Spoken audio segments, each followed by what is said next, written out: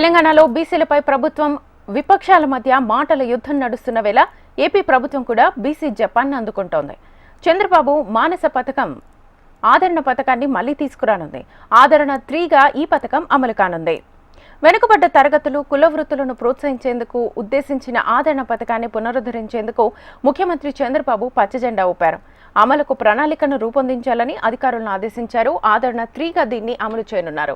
కుల వృత్తికి ఆధునికతను జోడించి పని సులభతరం చేయడంతో పాటు ఆదాయాన్ని పెంచేలా కొత్త పరికరాలను అందించాలని సూచించారు. ప్రస్తుత కాలానికి అనుగుణంగా ఏ కుల వృత్తులకు ఏ ఆధునిక పరికరాలు అందించాలో వివరాలు సమీకరించాలన్నారు. ఎంపిక చేసిన లబ్ధిదారులు వాటిని ఖచ్చితంగా వాడుకుంటూ ఆదాయాన్ని పెంచుకునేలా ఉండాలని స్పష్టం చేశారు. ఎన్నికల మేనిఫెస్టోలో ఎన్డీఏ తరఫున బీసీలకు ఇచ్చిన ప్రతి హామీ అమలుకు కట్టుబడి ఉన్నామన్నారు సీఎం చంద్రబాబు. బీసీ, ఈడబ్ల్యూఎస్ సంక్షేమ శాఖలపై సీఎం హుటాహుటిన సమీక్షించారు. బీసీ, ఈడబ్ల్యూఎస్ కార్పొరేషన్ల ద్వారా అమలు చేస్తున్న పథకాలను ముందుకు తీసుకెళ్లాలని సీఎం చంద్రబాబు సూచించారు. బీసీల్లోని అన్ని సామాజిక వర్గాల వారికి లబ్ధి కలిగేలా పథకాల అమలు ఉండాలన్నారు. యూనిట్లు తప్పనిసరిగా గ్రౌండింగ్ అయ్యేలా చర్యలు తీసుకోవాలని, ఎంఎస్ఎంఈలు ఏర్పాటు చేసుకునేలా ప్రోత్సహించాలని అధికారులకు సూచించారు. 2014 నుంచి బీసీ కార్పొరేషన్ ద్వారా లబ్ధి పొందిన వారి సమాచారాన్ని ముందుగా సేకరించాలని, వృత్తి ప్రామాణికంగా రుణాలు తీసుకున్న వారు ప్రస్తుతం ఎంతమంది కొనసాగిస్తున్నారో ఆడిట్ చేయాలని సీఎం స్పష్టం చేశారు. బీసీల్లో తలసరి ఆదాయాన్ని లెక్కించేందుకు సర్వే చేపట్టాలని తెలిపారు. 2014-19 మధ్య నిర్వహించిన పల్స్ సర్వే గ్రామ వార్డు సచివాలయం వద్ద ఉన్న బీసీ కులగణన డేటాను పోల్చి సమగ్ర వివరాలను రూపొందించాలని స్పష్టం చేశారు. బీసీలకు స్థానిక సంస్థల్లో 34% రిజర్వేషన్లు పునరుద్ధరిస్తామని, ఎన్నికల్లో ఇచ్చిన హామీ మేరకు మంత్రివర్గ సమావేశంలో ఆమోదం తెలిపామని స్పష్టం చేశారు. దీన్ని సాధించేందుకు అవసరమైతే న్యాయ పోరాటము చేయడానికి సిద్ధమన్నారు. చేనేత వస్త్రాలపై జీఎస్టీ రద్దుకు సంబంధించి ఇప్పటికే విధి విధానాలు రూపొందించినట్టుగా సీఎం చంద్రబాబు తెలిపారు.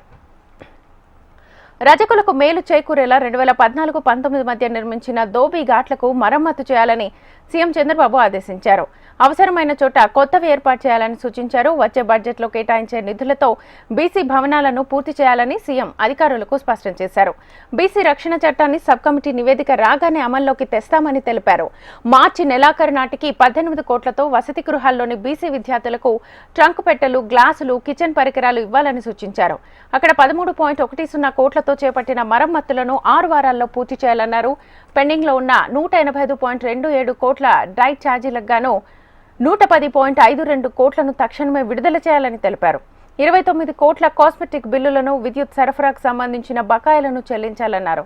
గత ప్రభుత్వం బకాయిలు పెట్టిన ట్యూటర్ల గౌరవ వేతనంతో పాటు ఈ ఏడాది ఫిబ్రవరి వరకున్న బకాయిల మొత్తం 4.33 కోట్లను విడుదల చేయాలని స్పష్టం చేశారు. ఇలా ఏపీలో బీసీలకు ఆదరణ 3 పథకం ద్వారా మేలు చేయాలని ప్రభుత్వం భావిస్తోంది. ఈ పథకం ఎన్డీఏ ప్రభుత్వానికి ఏ మేరకు ఉపయోగపడుతుందో వేచి చూడాలి. ఇదే అంశానికి సంబంధించి ఫుల్ డీటెయిల్స్ మా ఏపీ కోఆర్డినేటర్ రాజేష్ అడిగి తెలుసుకుందాం. రాజేష్,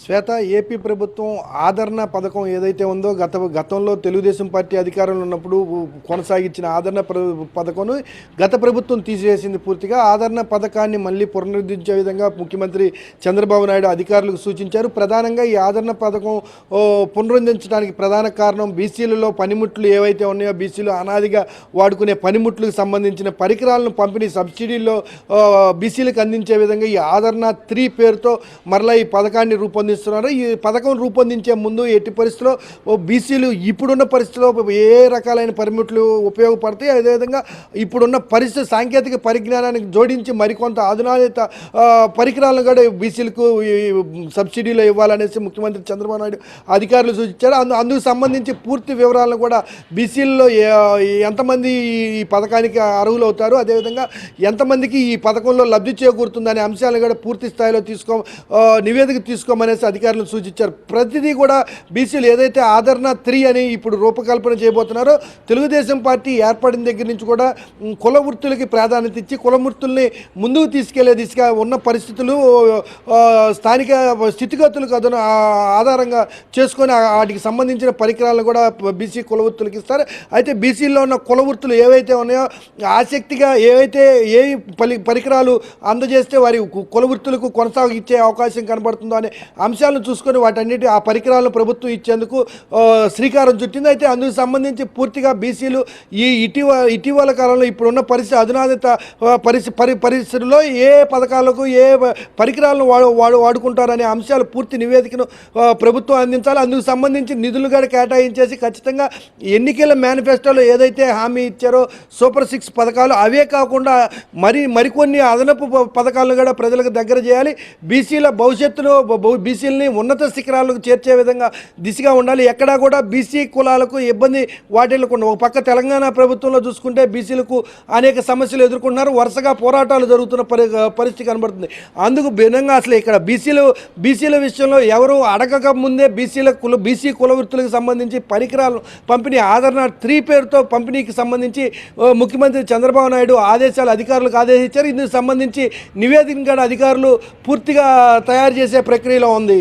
శ్వేత. Right Rajesh, thank you.